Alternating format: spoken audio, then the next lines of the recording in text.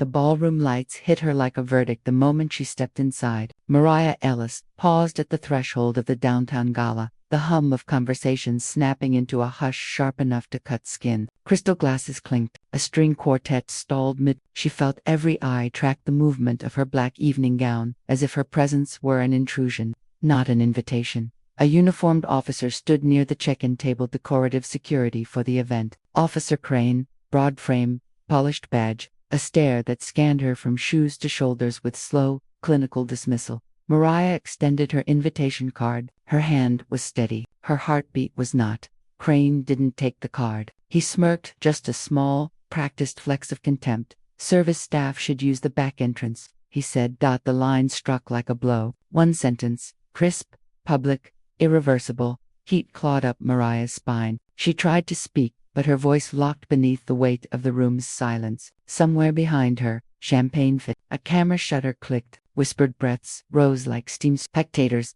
waiting to see what the black woman would do. Crane finally plucked the card from her fingers, glanced at it, then froze. His smirk wavered, but Mariah saw the moment recognition hit him. The shift in his posture, the sharp inhale. His eyes lifted to hers, not with respect, but with dawning fear. Before he could speak, the ballroom lights dimmed, and the event host's voice boomed across the speakers. "Ladies and gentlemen," he announced, "please welcome tonight's principal sponsor." The spotlight snapped on, straight at Mariah. And Crane's hand closed around her arm. Mariah didn't flinch when Crane's fingers locked around her arm. The pressure was immediate, bruising, meant to signal control. The spotlight burned hotter, bleaching the room into white haze. The crowd's stillness thickened the air until she felt she was breathing through cloth. "Ma'am, step aside," Crane said. His voice wasn't loud, but it carried sharp enough that the quartet froze again. "You weren't cleared for the main floor." Mariah kept her gaze level. "Remove your hand." He didn't. "Don't make a scene." The irony nearly choked her. A scene. He had crafted one with precision. The host on stage faltered, looking between the spotlight and the man gripping her arm. Is there an issue?" Crane didn't even glance toward the stage, just handling a security discrepancy. Conversations rippled into uneasy murmurs. Mariah saw phones rise like periscopes. Her chest tightened, not from shame, but from the sting of being framed as a problem in a room she was paying for. She pulled her arm, but Crane's grip tightened. "Ma'am, stop resisting." The words were practiced, a script for escalation. "I'm not resisting," she said. "I'm standing." Crane leaned closer. "You people always push it." The phrase detonated silently between them. Mariah's jaw locked. Her pulse hammered at her throat. She spoke low, sharp. "Let go. Now." Instead of obeying, Crane lifted her invitation card higher, showing it to the onlookers as if it were fake. "Anyone can print these," he said. "Security doesn't take chances." The host finally stepped off stage, hurrying toward them. Sweat dotted his hairline. "Officer, she's." Crane cut him off. "Sir, with respect, I know my job." Mariah met the host's eyes. He hesitated, calculating, nervous, then looked away. The message was clear. He wouldn't challenge the uniform. Crane turned slightly, angling his body to block her from moving. "We'll verify your identity in the back hall." "You will release my arm," Mariah repeated. He smirked again, the same smirk from earlier. "Cooperate, and this stays quiet." Quiet. Her voice sharpened. "You humiliated me in front of 200 people. That's on you," he said. "Should have used the service lane." Something in Mariah snapped, not broken, but activated. A cold, precise clarity. She projected her voice. "Officer Crane is unlawfully detaining me." Gasps broke from the nearest tables. Crane's expression curdled. "Lower your voice," he hissed. "Then remove your hand." The host stepped closer, whispering frantically. "Officer, please. This is the event sponsor." Crane froze. The host's words ricocheted through the room. Someone near the bar whispered audibly, "She's the sponsor." Another, "Did he seriously grab her?" Crane's grip slackened, confusion flickering across his features. But humiliation, for men like him, metastasized into anger. He released her only to jab a finger toward her chest. "You should have said that earlier." "I shouldn't have needed to," she replied. The host attempted a placating smile. "Ms. Ellis, let's move past this. We're all here for a good evening." Mariah ignored him. "Officer Crane, I will be filing a formal complaint." Crane scoffed, his authority bruised. "Do whatever you want." Protocol was followed. Protocol, she said, doesn't include racial profiling. His jaw flexed. Watch your accusations. Watch your conduct. The room was a pressure chamber of silence. Crane leaned closer, voice dropping to a venomous whisper. You think a sponsor badge puts you above rules. I don't care who you are. Some doors weren't made for everyone. Mariah let the words settle, let every listener absorb them. Then she stepped back. We're done here. She turned toward the hallway leading to the lounge, ignoring the stares, the pity, the awkward half-smiles. Crane stood rigid, a man whose authority had slipped through his fingers in front of an audience. The host reached for her elbow gently. Ms. Ellis, please, our PR team wants to speak with you. We need to ensure this doesn't spiral. It already has, she said that. As they walked, she felt Crane's stare boring into her back, a gaze that wasn't finished, behind her. He muttered something to another officer too low to catch, but heavy with intent. Mariah didn't look back. She didn't see Crane's expression harden. She didn't see him pull out his phone. She didn't hear the quiet words he spoke into it. She only felt the cold certainty settling in her spine. This wasn't over. The lounge doors shut behind Mariah with a muffled thud, sealing her inside a room thick with panic disguised as professionalism. Low amber lights glowed against mahogany walls. A long glass table stretched across the center, already cluttered with folders, tablets, and half-finished drinks, abandoned by people who had clearly rushed in. 3 board members stood waiting. Their smiles were taut. Brittle. Double quotes. Ms. Ellis, said Harlan Pierce, the oldest, his silver hair immaculate. We want to ensure you're comfortable after that. Mariah didn't sit. Your officer assaulted me in your ballroom. Harlan lifted both hands. Let's not use inflammatory language. Inaccurate language would be worse, she said. A younger PR manager, Leela, stepped forward. We're horrified by the incident, truly. But before anything goes public, we'd like to clarify what happened so we can frame the narrative properly. Mariah's eyes narrowed. Frame it. Control the optics, Leela corrected, too quickly. The third board member, Davis, cleared his throat. We have relationships with local officials. A scandal tied to this event could escalate unnecessarily.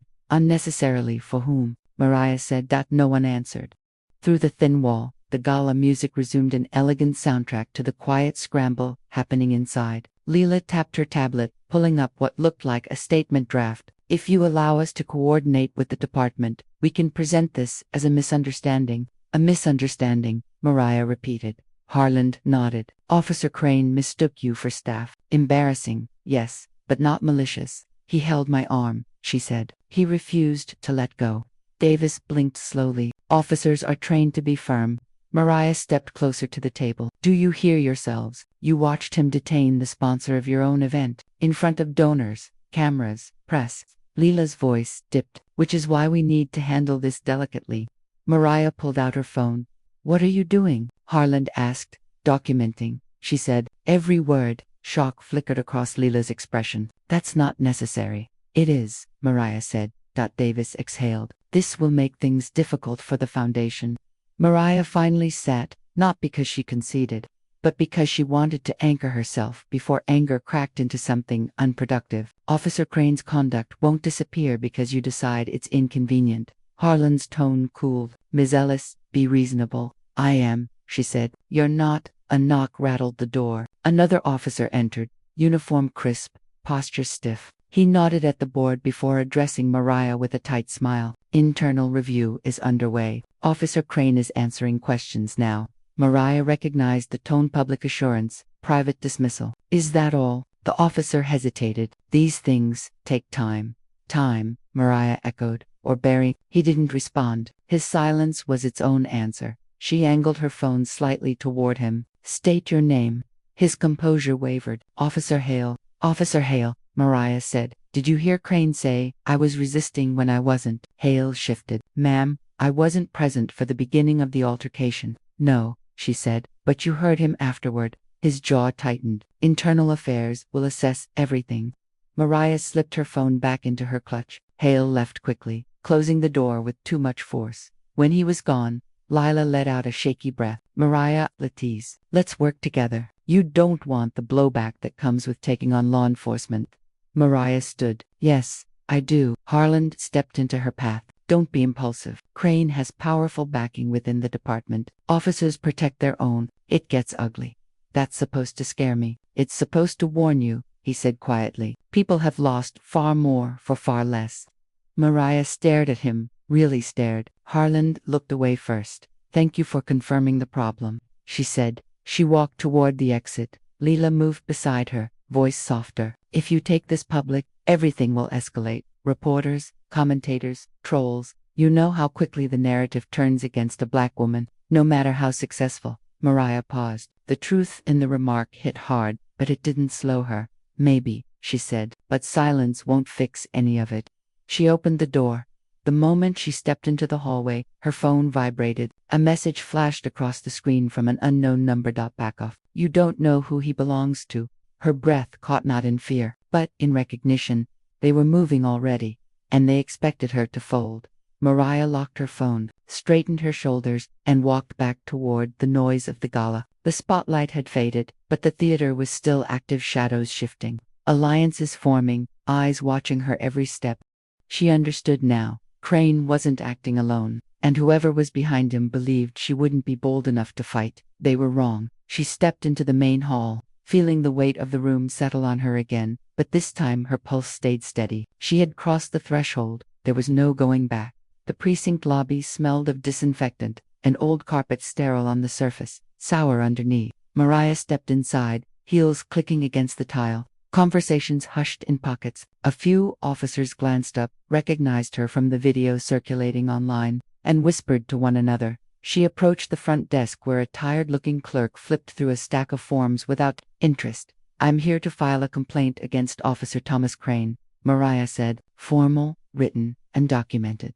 The clerk didn't look up. Complaint forms are on the wall to your left. Mariah scanned. Only parole check-in forms, visitor badges, and parking violation slips. There are no complaint forms. The clerk shrugged. Then, you'll need the supervisor. He's not here. Try later. Mariah kept her voice even. When will he be here? Can't say. She took out her phone and tapped the record button. The clerk stiffened. State your name, Mariah said. Ma'am, recording isn't. It is, she said. And I am. He swallowed. Clerk Dawson, she said. I am requesting a formal misconduct complaint form and documentation of why I'm being denied access to it. Dawson's eyes darted to the hallway. Wait here. He scurried off. Mariah turned, surveying the room. Officers watched her openly, now calculating stares, smirks concealed by coffee cups.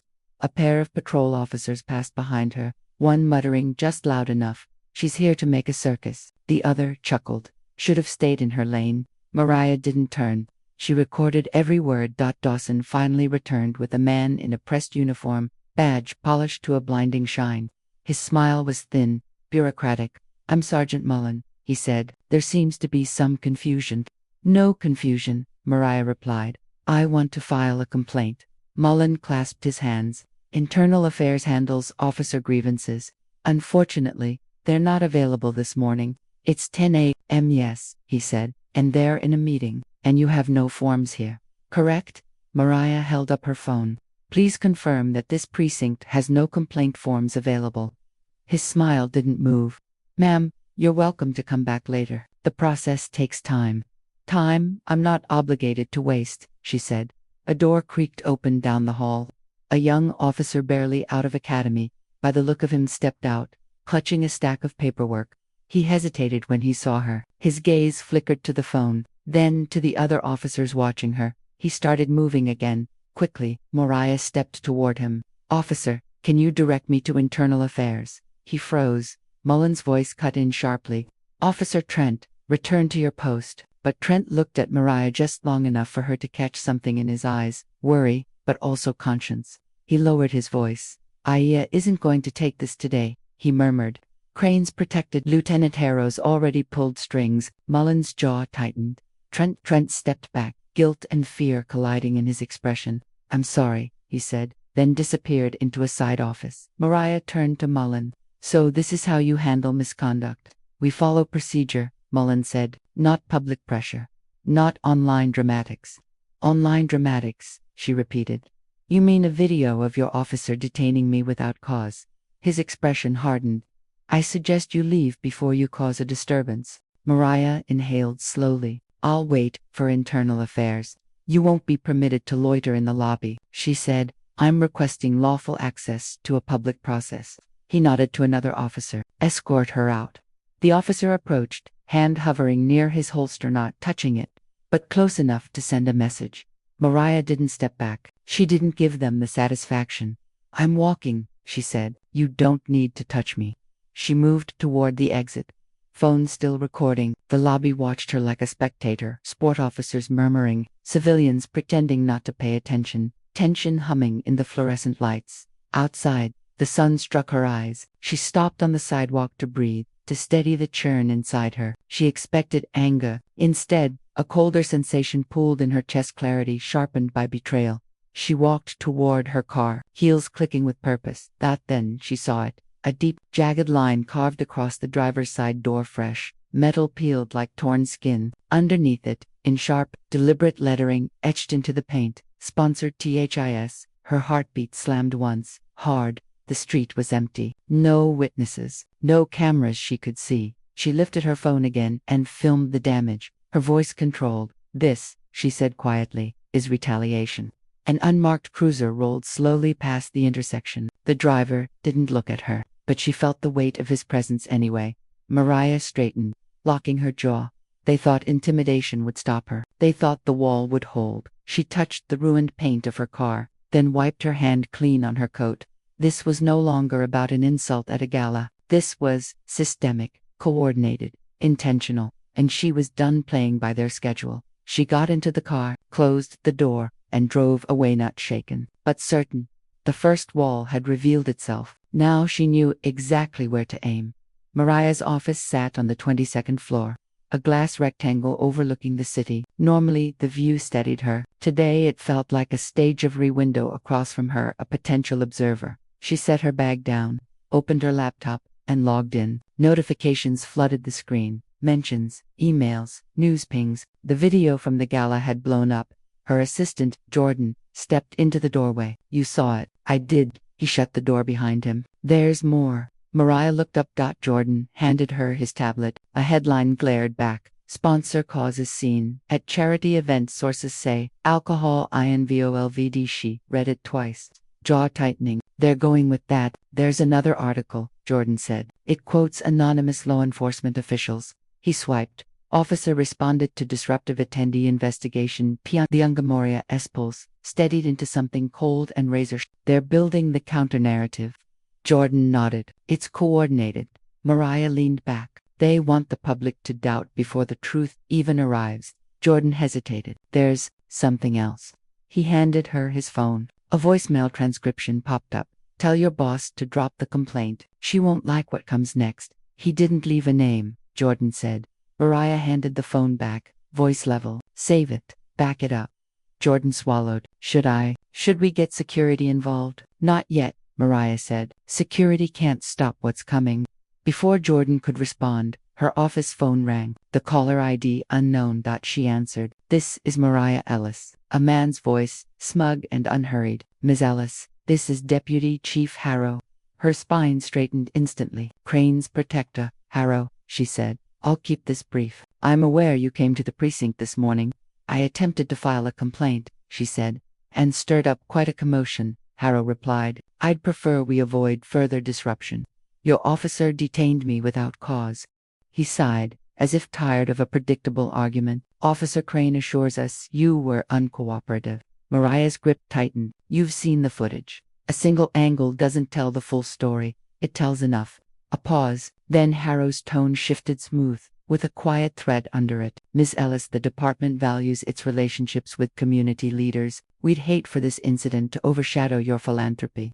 She heard what he meant. Know your place. She didn't soften. Overshadowing implies shame. I'm not the one who should feel it. Harrow exhaled slowly. Your public influence is significant, but I assure you, so is ours. If this escalates, neither of us will enjoy the results. Is that a warning? She asked. It's a professional courtesy, he said. Withdraw the complaint. Issue a statement clarifying that the officer acted out of misunderstanding. We'll ensure this goes away quietly.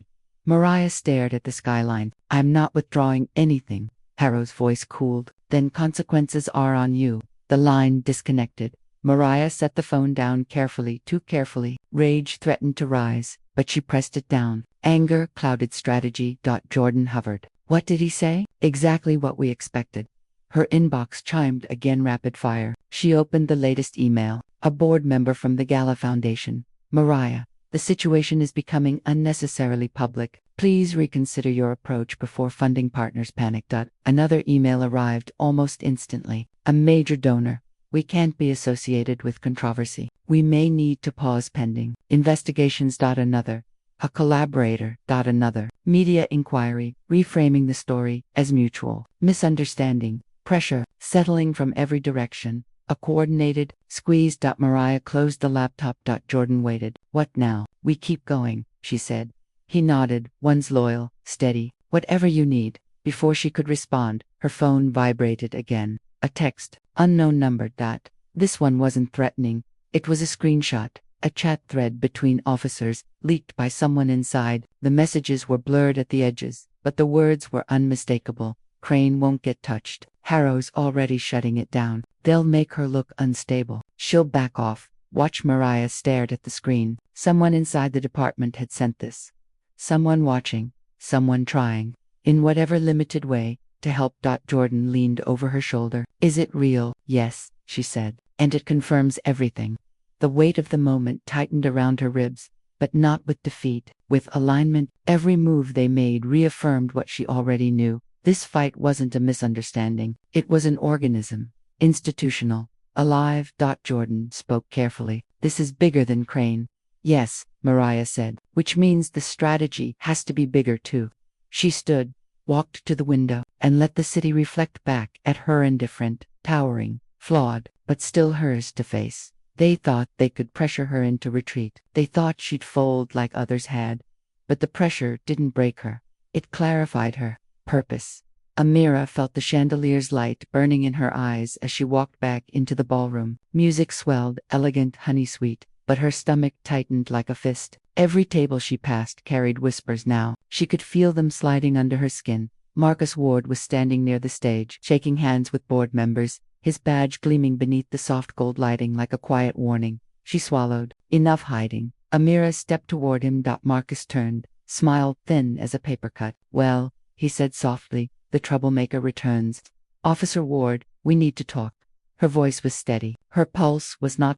He looked her up and down, the same slow, assessing stare that had humiliated her earlier, but this time there was calculation behind it. You should really be enjoying the event, Ms. Oh, what was it again? The assistant, right? I'm the sponsor. She said it clearly, loud enough for the couple behind her to hear, loud enough to crack something in him. His smile didn't move, but his eyes sharpened. You people do love dramatics. A few heads snapped toward them. Someone gasped softly. Amira stepped closer, lowering her voice. You crossed a line today. You profiled me publicly. You tried to humiliate me. I enforced protocol. Marcus leaned in, voice dripping smooth ice. And between us, you're lucky I didn't take it further. She froze. Is that a threat? It's a reminder. He lifted his champagne glass. Actions have consequences. She stared at him, forcing her lungs to keep moving. For both of us, he chuckled. Look around, Ms. Johnson. Who here do you think is going to take your side? These people don't want to hear stories about racism. They want their photo ops, their donations, their comfort. Her throat tightened. I don't need their permission to tell the truth. He sipped his drink. You're making this bigger than it needs to be. You made it big the moment you touched me. Her voice cracked, a small, raw fracture. And the moment you called security like I was a threat. Marcus leaned close enough that she felt his breath. I see hundreds of faces every week. Some are real threats. Some just think they're important. His eyes locked on hers. Guess which one you are. Her fingers trembled at her sides. A woman in a red gown approached hesitantly. Is everything all right here? Marcus turned instantly charming. Just assisting the sponsors. Guest. Amira's jaw clenched. I told you. I'm not a let it go, Marcus murmured, voice low enough only she could hear. Unless you want tonight to get messy. Something inside her snapped. No, she said quietly. I'm done being silent. She stepped back, raising her chin. Officer Ward, you will apologize here now. For the first time, his smile faltered. Excuse me, you hurt me. The music softened in the background, a slow jazz melody slipping between conversations. A few bystanders turned, sensing tension. Marcus lowered his glass. "You're playing a dangerous game. Truth isn't a game. Careful." His voice shifted, darker, more honest. "I know people. Important ones. People who won't hesitate to ruin you if I ask." Her chest tightened, but she held the line. "And I know the press, the board, the donors." She took a breath. "And every single one of them will find out exactly how you treated me." His jaw flexed. Behind him, Richard appeared, stepping into the scene like a shadow receiving shape. "Everything okay here?" he asked, eyes narrowed on Marcus. Marcus didn't look away from her. "Your boss is making quite the scene." "I'm not her boss," Richard said flatly. "She's mine." A slow ripple spread through the watching crowd. Marcus blinked. Richard stepped beside her, voice steady. "Officer Ward, I'd appreciate it if you stopped speaking to Ms. Johnson that way." Marcus's throat bobbed. "I was maintaining order." "No." Richard's voice sharpened. "You were abusing authority." Hush fell. For the first time, Marcus seemed to lose footing. His fingers tightened around the stem of his glass. Amira felt the room tilt. A shift, subtle but real. "People were listening now," Richard continued. "She sponsors this event. She funds half of these community programs. Show some respect." Marcus's eyes darted to the crowd. His power, the power he had flaunted, was slipping. He forced an uneasy smile. "I think this is all a misunderstanding." "No," Amira said quietly. "It's not." Marcus glanced around again, as if searching for someone to rescue him. No one moved. He leaned in one last time, voice barely above a whisper. "You have no idea what you've started." Then he walked away, shoulders stiff, jaw tight, leaving a trail of cold tension behind him. Amira exhaled, but the breath didn't calm her, because the way he said it, the threat wasn't over. The banquet hall lights dimmed to a soft gold, but Avery felt no warmth from them. Her pulse beat in a sharp, clipped rhythm that reminded her of every boardroom where her authority had been second-guessed. Every meeting where her ideas had been repeated by someone else for applause. Tonight was supposed to be the opposite. She was the sponsoring force behind the entire event. Her signature paid for the lights, the stage, the decor, yet she stood here, fighting for the dignity already legally hers. "Miss Hale," the event coordinator whispered, breath shaky. "Officer Crane is blocking the audio team from setting up the live stream podium. He says, you're not cleared for that area." Avery closed her eyes for one steady inhale. "That podium has my company's logo on it." I told him. He said sponsors don't get operational access." A low anger stirred behind her ribs, not the explosive kind, the cold kind. She walked. Crane stood near the podium, arm braced across the entry path as if guarding some restricted military zone. He was laughing with another officer, the type of laugh meant to dare anyone to challenge him. When he saw Avery, the laugh stopped, but the smirk remained. "You again," he said. "Move," Avery answered. "No." He snapped the word like a baton against concrete. "This area stays locked down. Procedures." Her jaw tightened. "There are no police procedures that override sponsor access during a private event."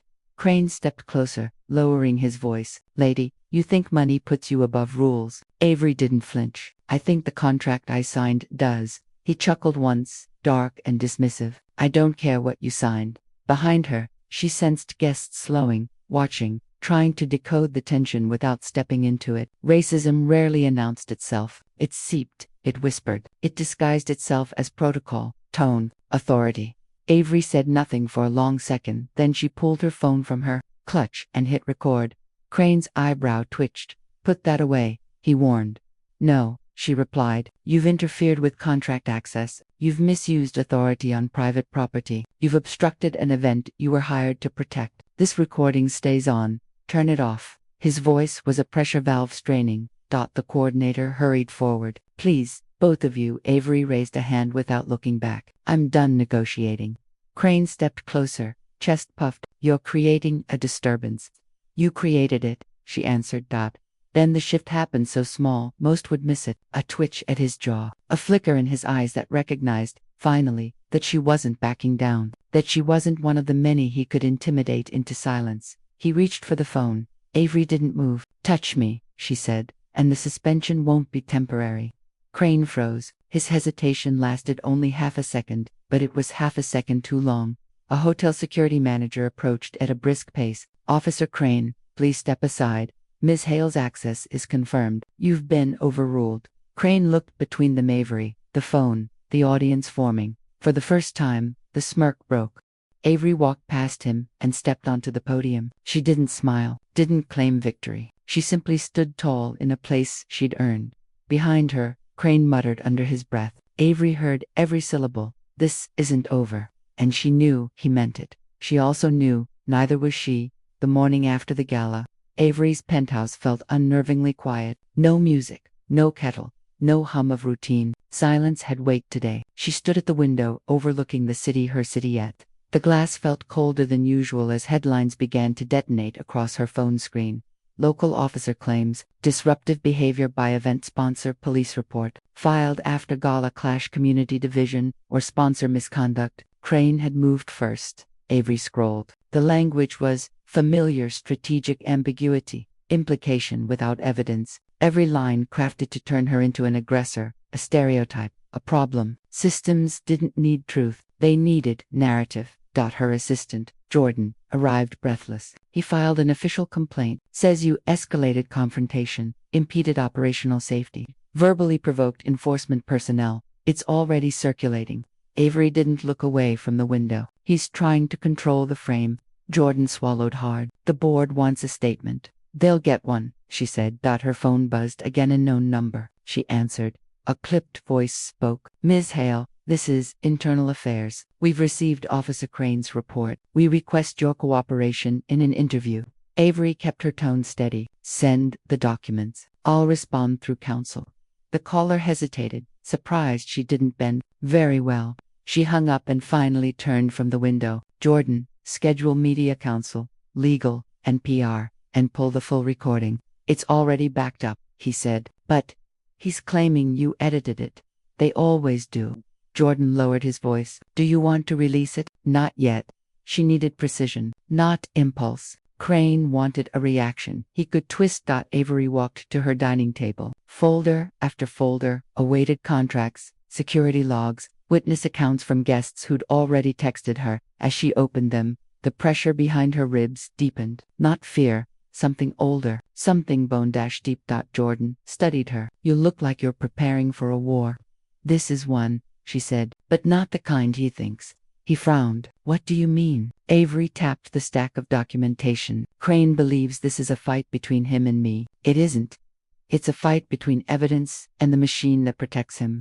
Jordan exhaled slowly. And the machine is loud. Loud, she agreed, but predictable. A notification flashed on the TV. Breaking news. The anchor spoke over footage of Crane giving a statement outside the precinct. The sponsor became hostile and combative. Unfortunate scene. Officer safety respect difficult situation. Jordan's jaw clenched. He's lying to every camera in the state. Avery studied the screen without blinking. Crane looked confident, certain, insulated by the system, designed to cushion him, could let him feel untouchable. Jordan whispered, "What happens now?" Avery answered with quiet precision, "We build the case. We set the trap, and when it closes publicly." Jordan stared. "And if he escalates?" Avery met his eyes. Her expression was steady, deliberate. "He already has." She clicked off the TV. Outside, sirens wailed faintly, but symbolic. The machine was moving. So was she.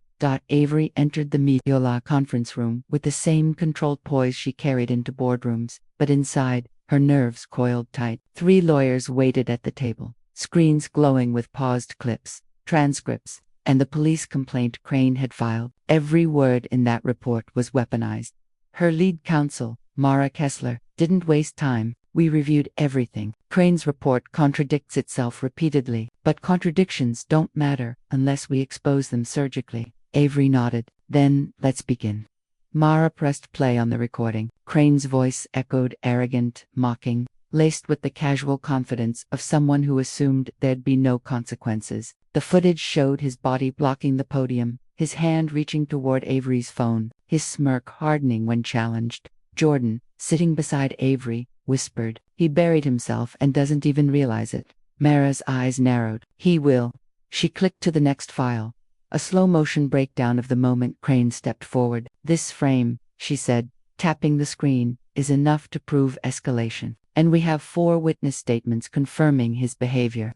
Avery leaned back, but he'll claim we provoked him. That's what the system expects of him. Mara's response was crisp. Then we show the system the mirror it avoids. Before Avery could reply, Jordan's phone buzzed. He glanced at Eton froze. Avery, you need to see this. He handed her the screen. New leaked clip. Sponsor scene, arguing aggressively with officer. The video was heavily cropped, showing only Avery's firm tone, not Crane's provocation. Comments were already exploding. Dozens, then hundreds, entitled, "Unruly, why bring threats into a charity event? Another rich troublemaker playing victim. A carefully engineered storm." Jordan muttered, "They're trying to break you before you move."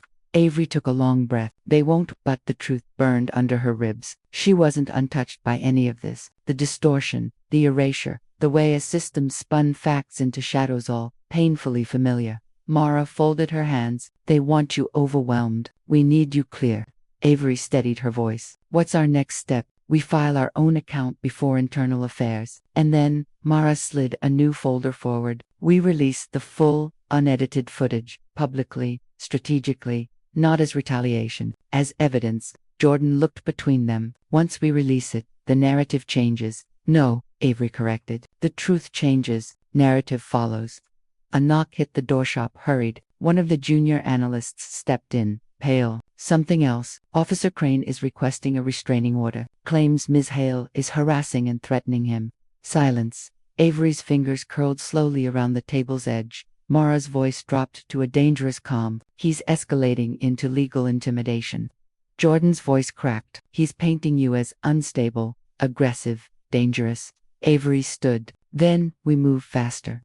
Mara closed the folders. "I'll prepare the counterfiling." But Avery, once this goes public, it won't just expose him. It will expose the department that protected him. They will retaliate. Avery walked to the window, staring down at traffic, streaming like veins through the city. Her city, the one she helped build, sponsor, uplifted, the one still ready to turn on her if she slipped into the narrative assigned to her.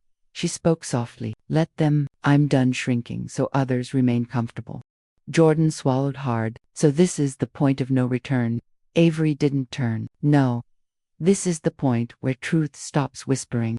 Her phone buzzed again. A new message. A screenshot. Crane's latest statement to the press. One line stood out. Bold, centered, calculated. "I fear for my safety because of her." Avery stared at the words until the room felt airless. The machine was tightening.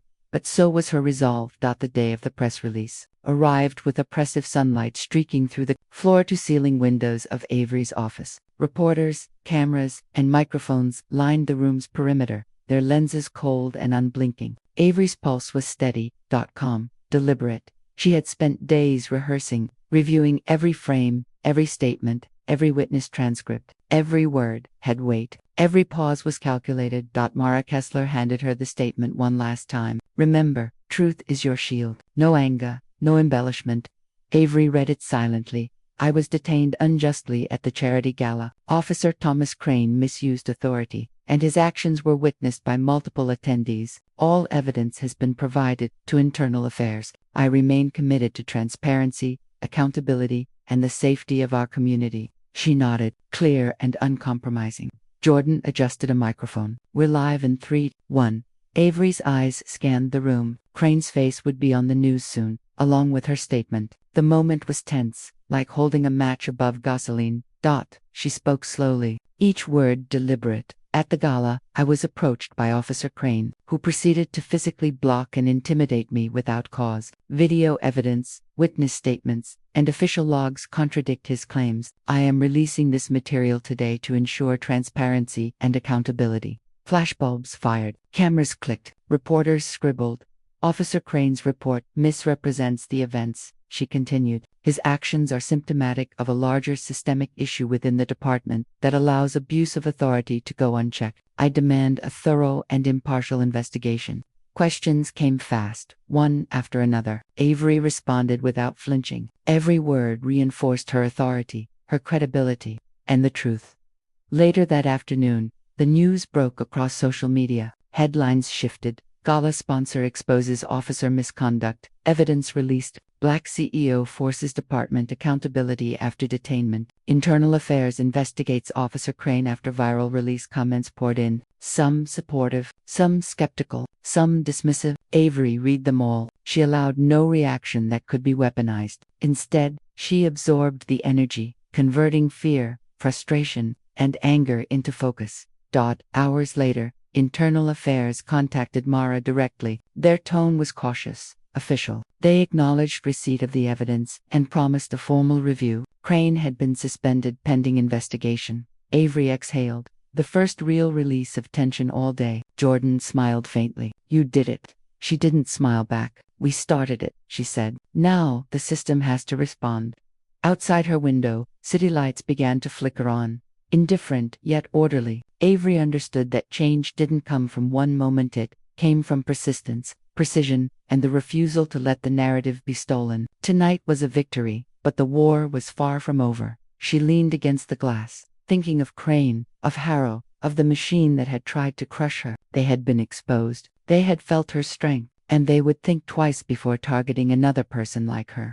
A final notification pinged on her phone. Another news outlet, another headline. CEO forces accountability.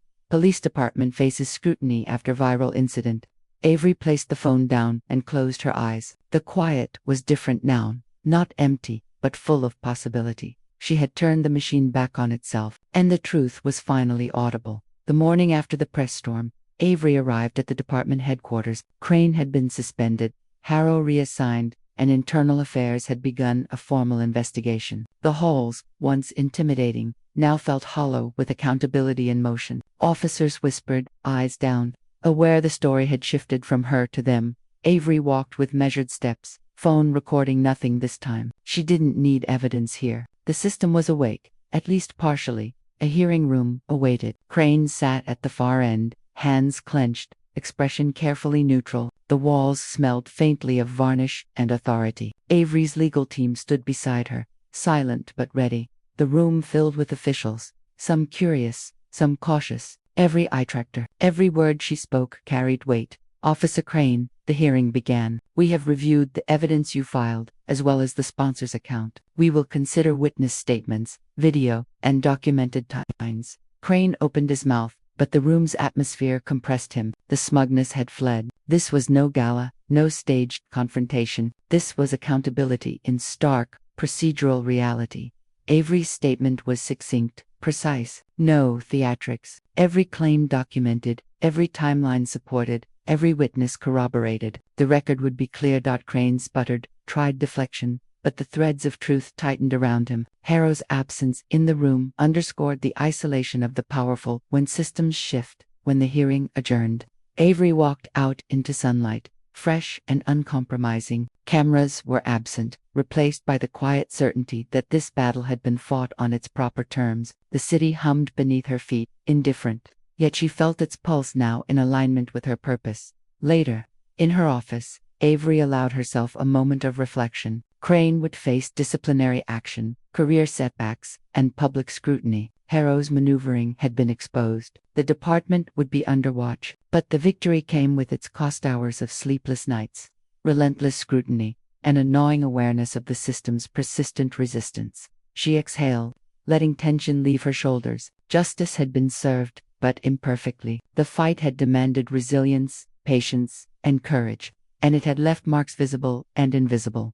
Jordan entered quietly. You did it, he said, voice careful. Avery shook her head slightly. We did it. She looked out over the city. Crane's intimidation had failed, but the memory of it lingered, a reminder of how fragile power can be, and how persistent courage must be. She had won, yes, but she knew the cost of vigilance would never fully disappear. Her phone pinged. Another news update, another story, but Avery didn't reach for it. Today, she let herself simply breathe, because today, the system had met resistance, and resistance had won. Tomorrow, the work would continue, but for now, she allowed herself a single, steady moment of triumph. SEO optimized description. In this shocking real-life scenario, a racist officer publicly humiliates a successful Black CEO at a high-profile event, unaware that she is the event's main sponsor. Witness the tension. confrontation, and ultimate exposure of systemic bias as justice slowly unfolds. This video highlights the harsh realities of racism, abuse of power, and corporate accountability.